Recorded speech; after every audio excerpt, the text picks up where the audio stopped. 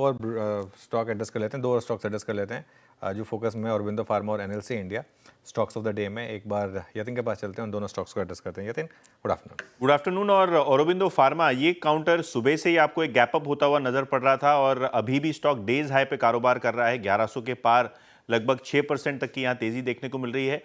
Reason इसका ये है कि जेंटिवा को खरीदने की जो कंपनी की योजना थी उसको आउटबिड करता हुआ एक प्राइवेट इक्विटी फंड जीटीसीआर यहाँ बोली जीतता हुआ दिखाई पड़ रहा है फाइनेंशियल टाइम्स के हिसाब से।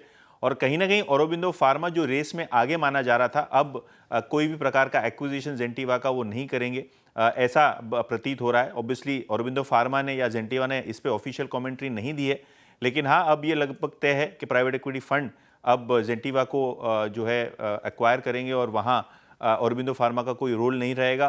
कंसर्न्स थे बैलेंस शीट को लेके, लेवरेज को लेके, जो अब एले होते हुए नजर पड़ रहे हैं।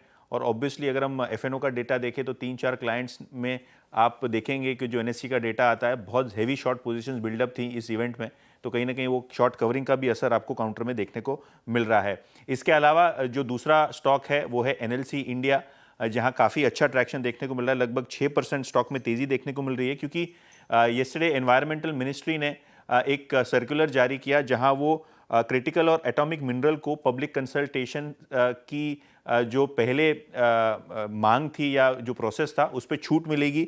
कोई भी प्रकार का पब्लिक कंसल्टेशन नहीं करना होगा, क्योंकि ये एग्जेम्पशन इसको दिया जा रहा है। ऑब्वियसली ये मिनिस्ट्री ऑफ डिफेंस और पब्लिक एटॉमिक डिपार्टमेंट ने मांग की थी। ऑब्वियसली एनएलसी इंडिया क्यों आज फोकस में है, क्योंकि कंपनी अपनी क्रिटिकल मिनरल कैपेसिटी को 1 मिलियन टन तक बढ़ाने की योजना बना रही है FY30 तक।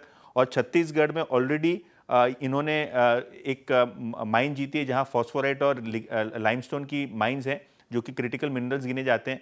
तो कहीं ना कहीं ये क्रिटिकल मिनरल की जो सरकार की योजना है कि ज़्यादा से ज़्यादा इसको एक्सेलरेट किया जाए और कम से कम परमिशंस में ज़्यादा से ज़्यादा प्रोडक्शन जल्द शुरू कर दिया जाए, उसके चलते एनएलसी इंडिया में आज तेज़ी देखने को मिल रही है।